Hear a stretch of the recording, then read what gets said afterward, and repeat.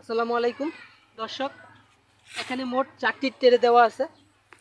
তো আপনারা যারা ভার্মি কম্পোস্ট বা কেঁচো সার উৎপাদন করতে চান, তো নিয়মটা বলি। এখানে বড় সাইজের 4টি ক্যারেট আমি এখানে নিয়েছি। 4টির ভিতরেই গোবর দেওয়া আছে। এই গোবরগুলো এই যে হাতের ধরার জায়গা যেটা আছে, এই ধরার নিচ পর্যন্ত দিবেন। দেওয়ার পরে আপনার 4টি ক্যারেটের জন্য 1 কেজি কেঁচো দেওয়ার চেষ্টা করবেন। আপনার যদি আরও বেশি থাকে সেক্ষেত্রে বেশি দিতে পারবেন। বেশি দিলে কি অল্প দিনে আরও বেশি প্রোডাকশন পাবেন। তো যারা নতুন শুরু করেন তো তারা আপনারা 1 কেজি দিবেন। 4টি ক্যারেটে, বড় ক্যারেটের 4টি ক্যারেটের 1 কেজি দিবেন। এবং মাটিটা কীরকম হবে আমি দেখাই।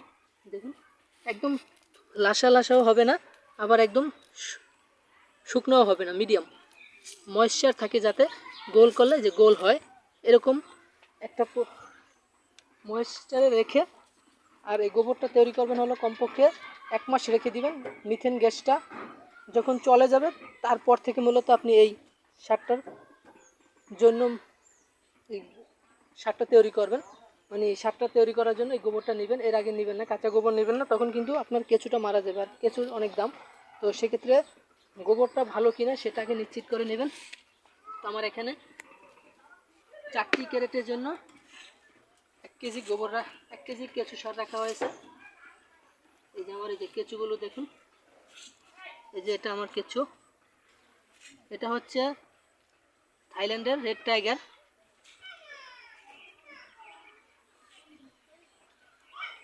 থাইল্যান্ডের রেড টাইগার কেঁচো।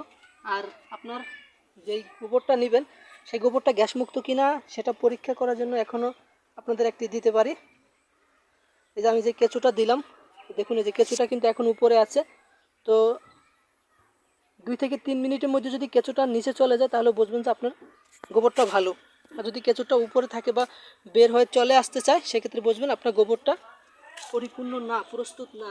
তো আমি 4টি ইয়েতেই সমানভাবে কেঁচোগুলো দিয়ে দিই।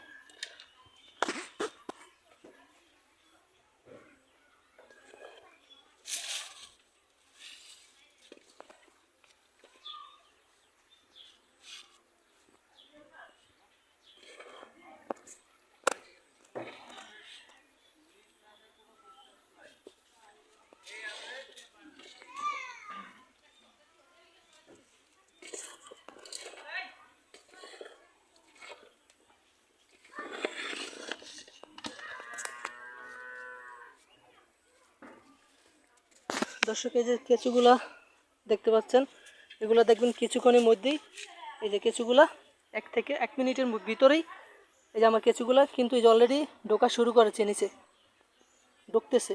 তো কিছুক্ষণের মধ্যে যে বাকিগুলো দেখবেন 1 মিনিট যদি অপেক্ষা করেন তাহলে সবগুলো দেখবেন উপরে একটা কেঁচো দেখা যাবে না।